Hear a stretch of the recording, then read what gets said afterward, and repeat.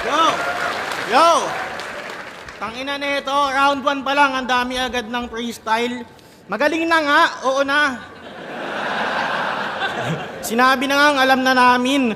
Kung naging Indiano ka lang, Ice, siguro tumbling ka ng tumbling. Pasikat ka, boy.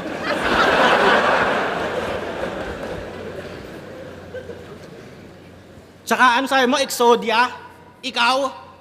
Yun talaga yung napili mong banta. Tama lang na Exodia, tangina ka, hati-hati ka mamaya.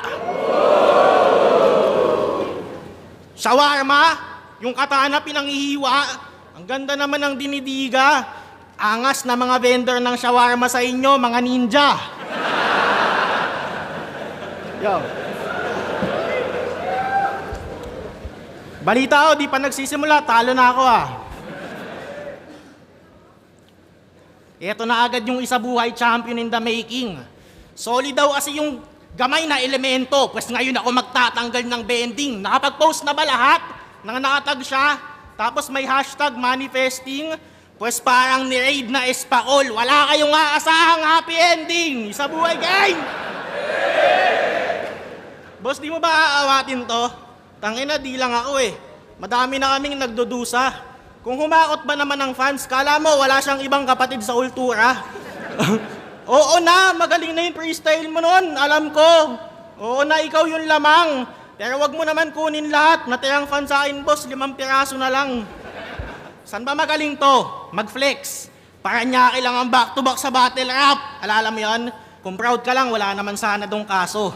Pero iba yung flex sa battle. Nakala mo may ambag ka dun sa achievement ng tao. Porket kalugar mo, flex mo na din, feel mo din, ganun ka, gago. Si Villar nga eh, taga Las Piñas, nagkalupa ba ako?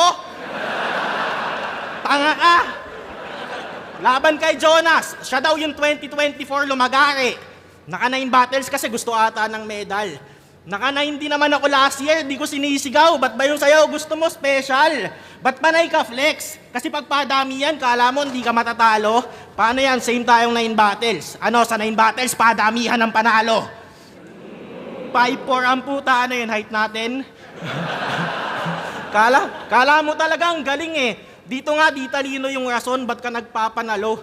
Tingin ko talaga madali ka lang minahal ng tao kasi pogi ka, lahat ng gawin mo bagay sa'yo. Second sight, laban kay Jonas. Sakto lang mga bars. May reaction pa din kada bato. Pero nung si Manda nag-wordplay kay Bantang, natawa kayo.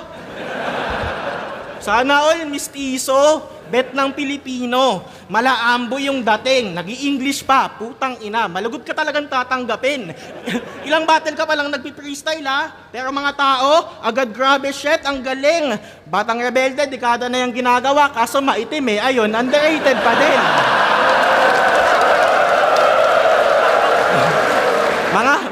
Mga bagay na ayaw ng fans, pag ikaw gumawa, malimit na papalampas. Ayaw nyo ng line mac? Madami siya nun, di nyo lang pansin yun madalas.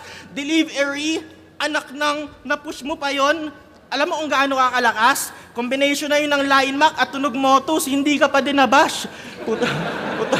Putang inang pogi mo. Ikaw na lang yung nagwa-wordplay ng sick at galing na nasasabihan pa ding technicals yung asset. In fairness, konti pa lang kayong nakaisip nun, mga wala pa kayong 100. Tas lagi kang may tigas ng mukha, nasabihan kalaban, walang pine-present na bago. Kung mag-wordplay ka ng sasabunin ko to ng bars, kala ko nasa 2012 pa ako. May nag-message sa akin, idol niya daw ako. Pero Saint Ice daw talaga yung lamang sa akin ngayon. Sakit, pero...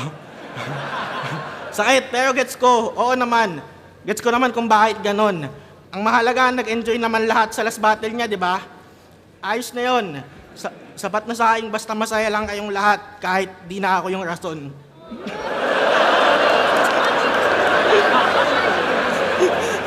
Ulol, past is past, tang ina mo. Ngayon mo subukan yung pwersa. Di lang kita ibabaon, tang ina mo, magbubutas tayo ng planeta.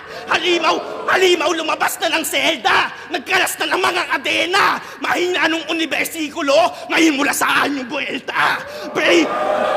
Pray for us daw magkakampyon. Lahat biglang naging madasalin. Sige, inaangat na yung pangalan mo. Sige, daan nyo sa panalangin. Oo, magpaangat ka lang, santo. Pero dapat mo lang alalahanin na kahit anong taas ng angat mo, komportable si Hades sa ilalim.